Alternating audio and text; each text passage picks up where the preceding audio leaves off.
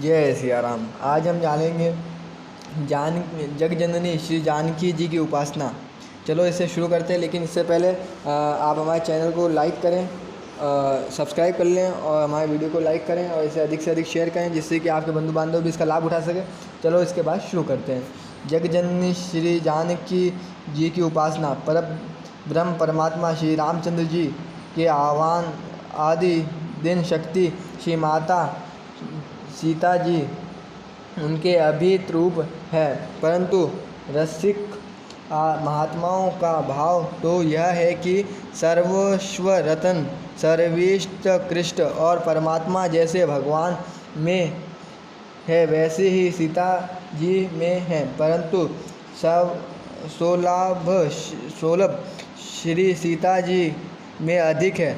श्री रामचंद्र जी तो शरण भाव की अपेक्षा रखते हैं, फिर वह केवल सकृत अर्थ एक बार ही क्यों न हो, किंतु मात्र भाव प्राप्त होने से सीता जी आकस्मिक करुणा होने के कारण वह जीव की रक्षा सहज ही में करती है, न कि शनित अहेतु की है।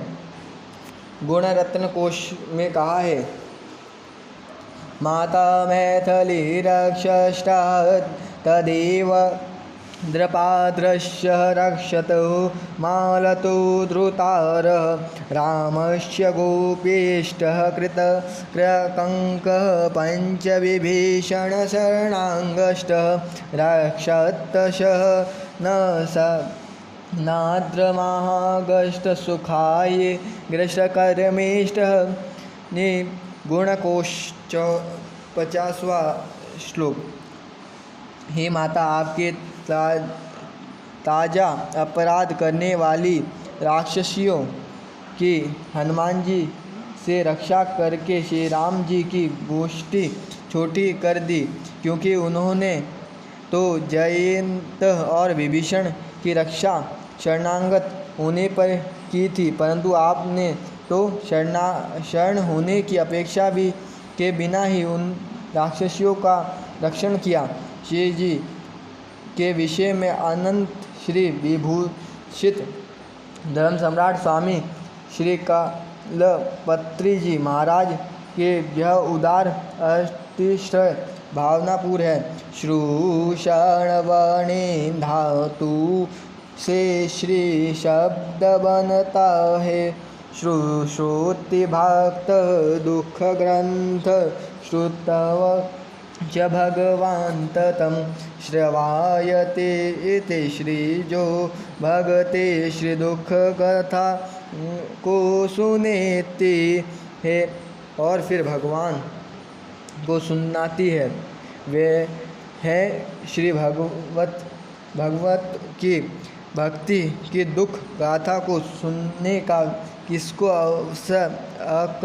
आवश्यक है। श्री जी ही धैर्य पूर्वक सुनती है। तुलसीदास जी महाराज यही तो प्रार्थना करते हैं। कबहु कहा अम्बस आवास ई पाई मोरी यो सुधी सघई बीच कछु करुणा कथ चलाए दीन सब अंगहीन छीन मलिन आदि अघाए नाम लो भरो उदार एक प्रभु दासीदास कहाए बुझी है सो है कौन सा कभी कही भी नाम दास जनाए सुनात राम को पालू मैं को मेरी बिगारी ओ बनी जय जनानी जन जननी जन के यो बचन सहायक तरो तुलसीदास भाव तब नाथ गुण गान गाइयो।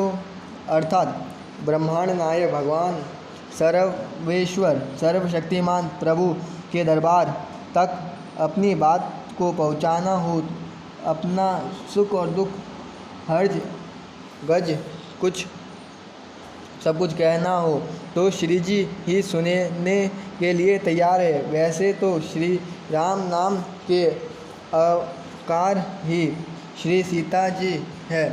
यह आकार को तजनति प्रेत प्रयुक्त, किंतु अनेक परंपराओं में श्री सीता जी के पृथक रूपों से भी उपासना की जाती है।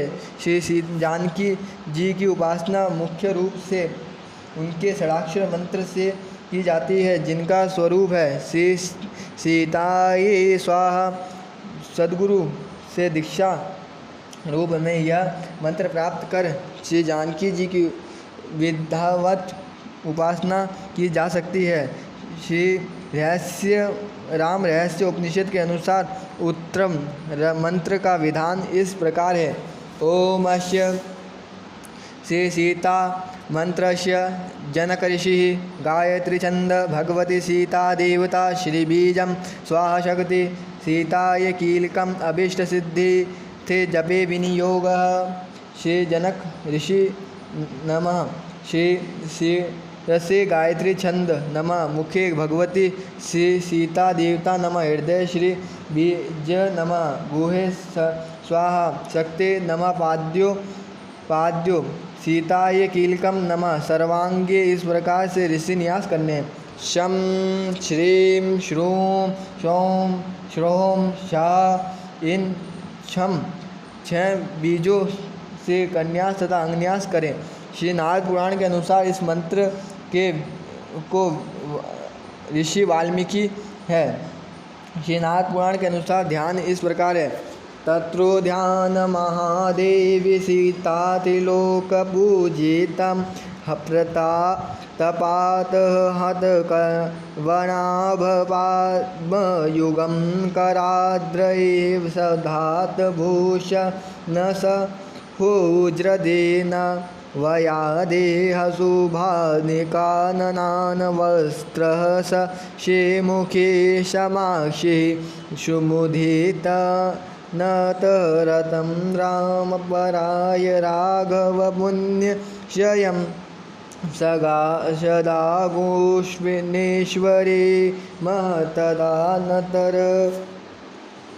देखो अब इसमें लिखा हुआ तदांतर त्रिभुवन पूजित महादेवी सीता का ध्यान करें। तपयो हुए स्वर्ण के समान उनकी क्रांति है। उनके दोनों हाथों में 2 कमल पुष्प शोभा पा रहे हैं। उनका दिव्य शरीर उत्तम रत्नमय आभूषणों से प्रकाशित हो रहा है। वह मंगलमयी सीता भांति के वस्त्रों से सुशोभित है। उनका मुख चंद्रमा को लज्जित कर रहा है। नेत्र कमलों की शोभा धारण करते हैं। अंत कारण आनंद उल्लसित है। वे ऐश्वर्य आदि 6 गुणों से अधिश्वरी है और शय्य पर अपने प्रवल्लभ पुष्पमय श्री रघुवींद्र को अनुराग पूर्वक दृष्टि से निहार रही है।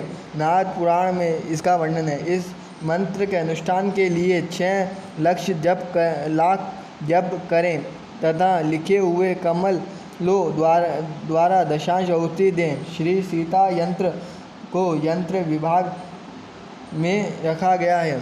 मेरे यंत्र विभाग वीडियो में आप देख सकते हैं। उस यंत्र में श्री सीता जी का माध्यम के आह्वान तथा पूजन का दक्षिण में श्री माता जी का पूजन करें। वैशाख मास में शुक्ल पक्ष की नवमी को सीता नवमी माननी जाननी की नवमी कहते हैं। जैसे चैत्र मास की प्रतिपदा को श्री राम नवमी को 9 दिन उपासना का विशेष महत्व है, वैसे ही वैशाख मास में प्रतिपदा से सीता नवमी प्रातः श्री सीता की उपासना का विशेष महत्व है। श्री सीता सहस्रनामावली से श्री यंत्र वाचन अर्चना भी किया जा सकता है। श्री सीता त्रिलोक मोहिनी कवच श्री जानकी सटवन राज इत्यादि स्तोत्रों से भी जानकी जी श्री जी भी उपासना की जाती है। श्री जानकी जी के संबंध में विशेष स्तोत्र, कवच, स्वतंत्र आदि परिविष्ट दृष्टि है। मैं इसे अगले वीडियो में आपको बता दूंगा। सारे के सारे स्तोत्र और सारे कवच आपको मिलेंगे, ठीक है। जानकी जी के भी, श्री राम जी के भी, लक्ष्मण जी के भी, हनुमान जी के भी और शत्रुघ्न भरत के भी, ठीक है। अब आगे चलते हैं। अब आगे क्या कहते हैं भगवान के बारे में। पापनम व शुभम व वदतरणमथिपीव कार्ये करुणामय न केष्टपराधितः।